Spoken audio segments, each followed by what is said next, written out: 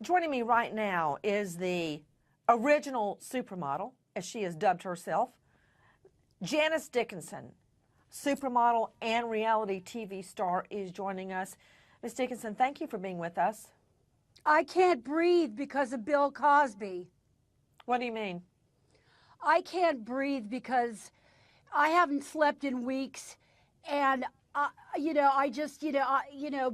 everything that's going on, I haven't been able to breathe like the whole nation is doing right now, protesting. I am protesting because of the unresolved issues due to rape from Bill Cosby. I'm just starting to exhale, and I will say this: I sobbed all weekend, not just for me, for what's going on with these other women. I'm in huge gratitude to the Los Angeles Police Department. Thank you, guys and gals out there. It's about time that this guy gets his comeuppance. Ms. Dickinson, after you came forward, at first, a lot of these women had no name. They were all Jane Does. A few of them allowed their names to be out there. But when you came forward, a lot of people know you. You don't know them, but they think they know you. We all think we know you because we've seen you on TV. We've read about you in the tabloids. We think we know you and all about you. So when you came forward, you really put a name and a face to this. Others have come forward, but you're the one everybody feels that they know. And that has really changed the focus of this whole investigation, in my mind, is that a name and a face has been put on this. It's not somebody in the shadows that never came forward. It's you and a few other brave ladies that are weathering the storm, and I'm sure you never expected the hate that has been sent your way after you came forward. I don't know what to say to that, but I know that I am an American, and I know that this country was based on two premises: freedom of speech and the right to bear arms, okay? And it was the right thing for me to do when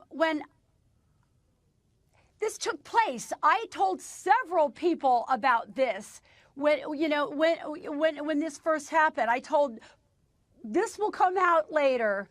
I'll give it all to you when it comes out, Nancy. But it is my right as a woman, as a parent, to protect women out there worldwide and to protect daughters and granddaughters, sisters and mothers.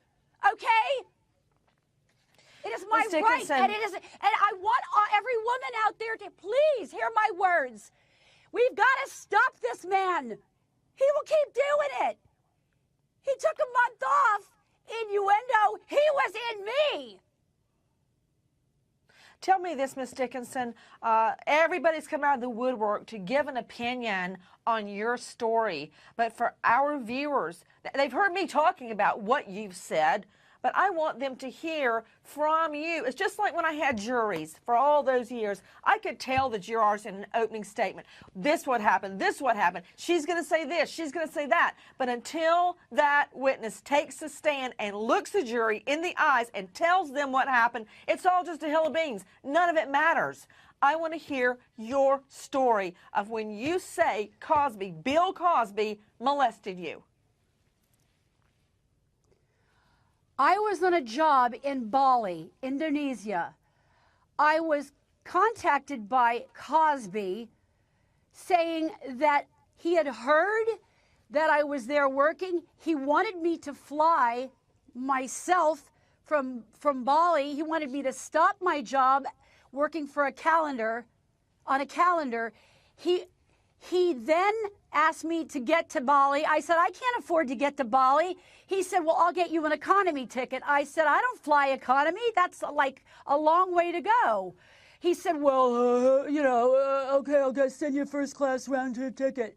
And so I said, okay. I arrived in Reno. I also informed him on the telephone that I will have nothing to wear because it would be winter time, and it was in the summer in Indonesia. Well, why was he flying you there, Janice? What was the pretense of flying you there? he told me that I was going to get a job on the Cosby show. Okay. That he was going to, talk to me about, putting me on the Cosby show. And he also told me, I heard you were singing, you want a singing career, because he knew prior to that I had been in rehab in 1982, and he had heard, because he contacted me in rehab then, sent me a couple dozen red roses, this married pig, and he told me that he wanted me to, he'll have someone there helping me with my singing career. If a married man sent me a couple of dozen roses, I would. I mean, it's different. And women, you know what I mean. If you get flowers or something or fruit, but when you get red roses, a dozen long stem red roses, that sends a completely different message. Yeah, well, I remember those roses, and I remember even when I went to ask the people at the rehab, St. Mary's in Minneapolis in the middle of winter, that this, how did he even know that I was there? It's supposed to be an anonymous rehab. Why are they putting this pig on the phone? Hi, welcome to Reality Bites.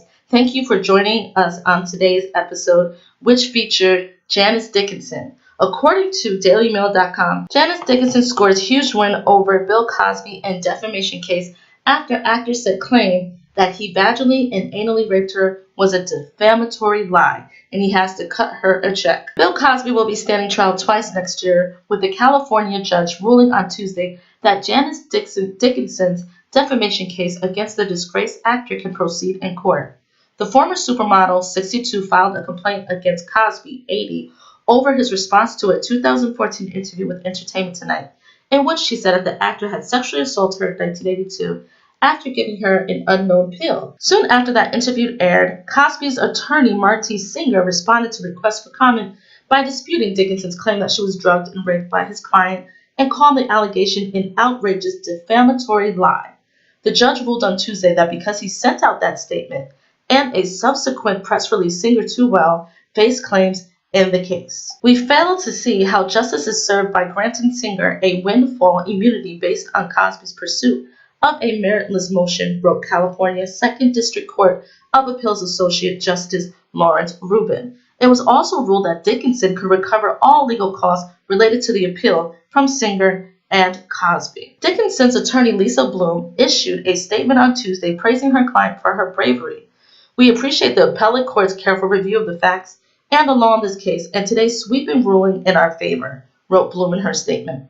I look forward to taking Mr. Cosby's disposition and to the trial of this important case, which is about a woman's right to speak out about sexual assault accusations without being publicly attacked in response. One day after disputing the claims, Singer sent a lengthy press release to multiple outlets on Cosby's behalf. Janice Dickinson's story accusing Bill Cosby of rape is a lie. There is a glaring contradiction between what she is claiming now for the first time and what she wrote in her own book and what she told the media back in 2002, said Singer.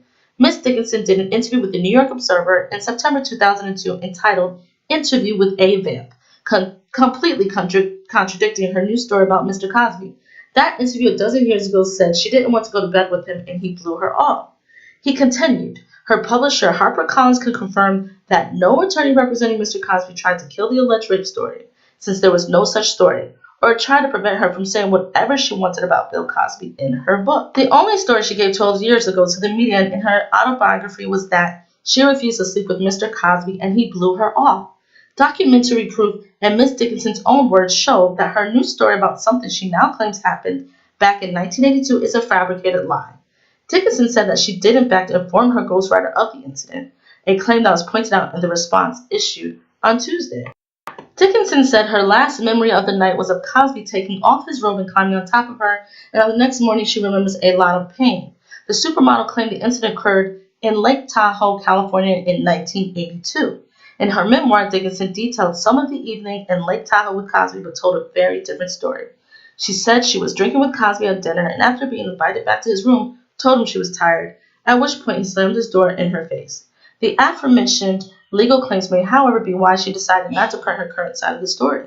She says she is coming forward now, though, because she believes the other victims who have spoken publicly publicly and that it is the right thing to do. As for what she would say to Cosby if she saw him, Dickinson does not mince words. How dare you, she says, go F yourself. How dare you take advantage of me, and I hope you rot.